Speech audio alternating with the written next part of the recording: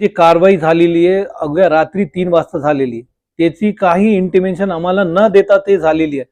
आणि ते कोणत्याही प्रकारची मला इंटिमेशन नाही, कोणत्याही प्रकारचा रिटर्न फॉर्म मध्ये कोणत्याही प्रकारमध्ये मला दिलेलं नाही.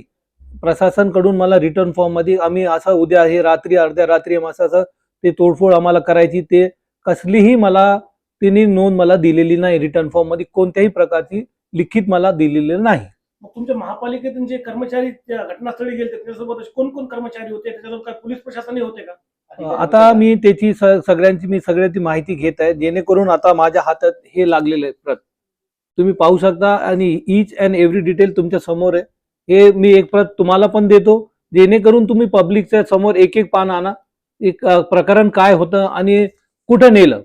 सर तुम्ही महापौर आहात, महापौरांना न सांगता महापालिकेचे अधिकारी कर्मचारी शहरात अशा प्रकारे कारवाई करत आहेत, ज्यामुळे शहराचं वातावरण खराब होण्याचं परिस्थिती निर्माण होऊ शकते आणि महापौरांना ही गोष्टीची कल्पना नाही, म्हणजे किती गांभीर्याची गोष्ट आहे, वाटत नाही तुम्हाला? हो, तो गंभीरचा प्रश्न आहे. ते सर्वात अगोदर हे नाही महापौरांना टार्गेट करायसाठी मला तर नियोजनबद्ध कार्यक्रम आहे. हो, मला असंच वाटते. मग काय आपण ह्याच्यामध्ये काय निष्कर्ष तेच निघते, जेणेकरून मला कोणत्याही प्रकारची रिटर्न फॉर्म मध्ये मला माहिती दिली नाही.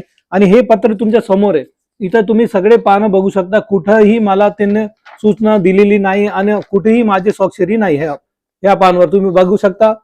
हे 29/12/2025 ला तुम्हाला दिलेलं आहे तक्रार. आणि हे बघा आता 20-3/2026 ला ते कमिशनर साहेबांना आदेश दिलेला आहे. तिथं कमिशनर साहेबांची पण सही आहे. कमिशनर साहेबांना मला ह्याची कोणतीही प्रकारची सूचना दिलेली नाही. महापालिकेच्या कमिशनरांनी आदेश काढला होता का? त्यांनी जे आदेशावरची कारवाई केली त्या संबंधित काही पुरावा आहे का आपल्याजवळ? हेच आहे ना, हे का नार्वेकर सरांची सही आहे नाही, ते कमिशनर साहेबांना दिलेलं आहे, त्यांची सही आहे. तुम्हाला कसल्या प्रकारची कोणत्याही प्रकारचा मला त्यांनी इंटिमेशन दिलेली नाही आहे.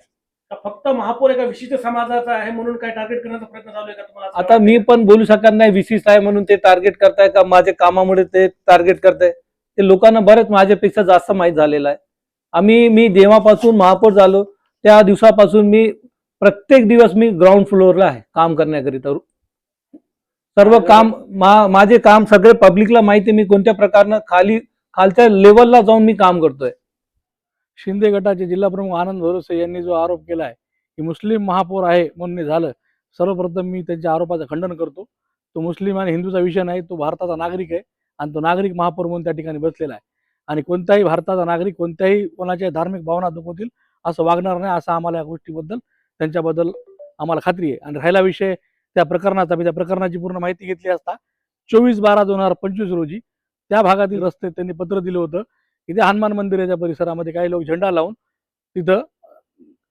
लावून त्या ठिकाणी वादविवाद करत आहेत, तो झेंडा काढून टाकावा यासाठी कमिशनरनं 24/12 SP ला पत्र दिलेलं आहे 2025 साली, म्हणजे महापालिका बसायच्या आधी, महापौर होण्याच्या आधी. तर आणि काल रात्री अचानक 3 वाजता जर तिथं प्रशासन करते तर प्रशासनाला हाताला धरून परभणी जिल्ह्याच्या पोलीस प्रशासनाला आणि महापालिकेचा आयुक्त नितीन नार्वेकर जो आहे याची पण नार्को टेस्ट करा. याला शहरात काय वातावरण बिघडवायचं का? आणि त्या भागातल्या कोणत्याच लोकांना, त्या नगरसेवकांना, पदाधिकाऱ्यांना या गोष्टीची माहिती नसेल तर ही अतिशय दुर्दैवी बाब आहे. कारण की कोणतीही घटना घडायला तुम्ही रात्री 2ला आणि 3ला काय ही काय रजाकारी आहे का त्या पद्धतीने कारवाई करायला? पण याच्यावरून मला एकंदर असं दिसून येतंय की नितीन नार्वेकर याचीच नार्को टेस्ट सर्वप्रथम केली पाहिजे की त्याला 12व्या महिन्यातलं पत्र आणि काल रात्री पोलीस प्रशासन देत असेल तर प्रशासनाच्या संगमताना कुठेतरी परभणी शहरामध्ये एक अल्पसंख्याक समाजाचा चेहरा खुर्चीवर बसलाय, तिला डागाळण्यासाठी, त्याची प्रतिमा खराब करण्यासाठी या पद्धतीचं राजकारण शिवसेना शिंदे गट करत आहे. मला असं याच्यावर दिसून येत आहे. त्याला आपण काय मांग करणार की हे पूर्ण षडयंत्र या प्रकरणामुळे परभणी शहरातील नागरिकांच्या ज्या धार्मिक भावना दुखवल्या गेल्या आहेत त्या भावना दुखवणाऱ्या या प्रशासनाचा सर्वप्रथम निषेध व्यक्त करतोच व संबंधित कर्मचाऱ्यांवर मनपा आयुक्तावर कठोरात कठोर कारवाई झाली पाहिजे. यासाठी आम्ही उद्या सर्वजण मिळून प्रशासनाशी भांडू या विषयावर. सर्वप्रथम सगळ्यांना माझा क्रांतिकारी जय भीम, जय शिवराय आणि जय महाराष्ट्र. प्रभाग क्रमांक 3 येथे आज जे प्रकरण झाले मंदिर काढण्याचं, तर हे रात्रीच्या अंधारात झालेलं आहे. मी स्थानिकचा नगरसेवक आहे. प्रभाग क्रमांक 3 मध्ये 4 नगरसेवक आहेत. आमच्या 4ही नगरसेवकांना याची कुठलीही कल्पना महापालिकेच्या कर्मचाऱ्यांनी, आयुक्तांनी, उपायुक्तांनी कुणी दिली नव्हती. सर्वात महत्त्वाचं, जे हे प्रकरण झालंय याच्यामध्ये दोषी कोण आहेत यांच्यावर योग्य ती कारवाई करण्यात येईल. स्थानिकचा नगरसेवक मी आहे.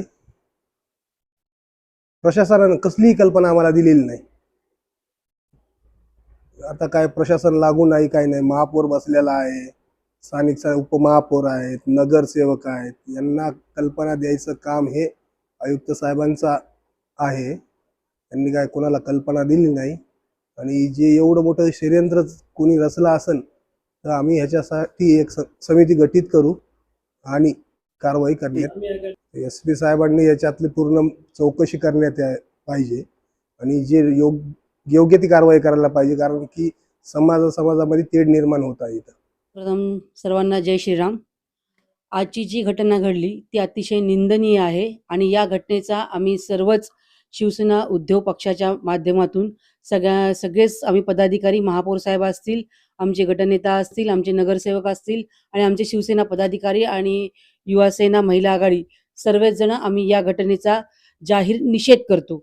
घडलेली घटना अतिशय निंदनीय आहे आणि आज आपण बघतोय की शिवसेना उद्धव बाळासाहेब पक्षाचा महापौर आज परभणी महानगरपालिकेवर पालिकेमध्ये आहे आणि हेच पोटसूळ मला वाटतं सत्ताधाऱ्यांना आलेलं आहे. त्याच्यामुळं काहीतरी महापौर साहेबांनी जे जेव्हापासून चार्ज महापौर पदाचा घेतला आहे तेव्हापासून शहरामध्ये काहीतरी बदल घडवण्याची त्यांची जी काही पोटतिडकीने ते जे काही काम करत आहेत, पण हे काम त्यांनी केलेलं हे काम या सत्ताधाऱ्यांना मला वाटते बघवत नाहीये आणि या कामामध्ये कुठेतरी खंड पडावा, हे काम होऊ नये आणि उद्धव बाळासाहेब ठाकरे पक्षाच्या आमच्या या महापौराची प्रतिमा मलिन कशी केली जाईल हे करण्यासाठी मला वाटते आजची घडलेली घटना असावी.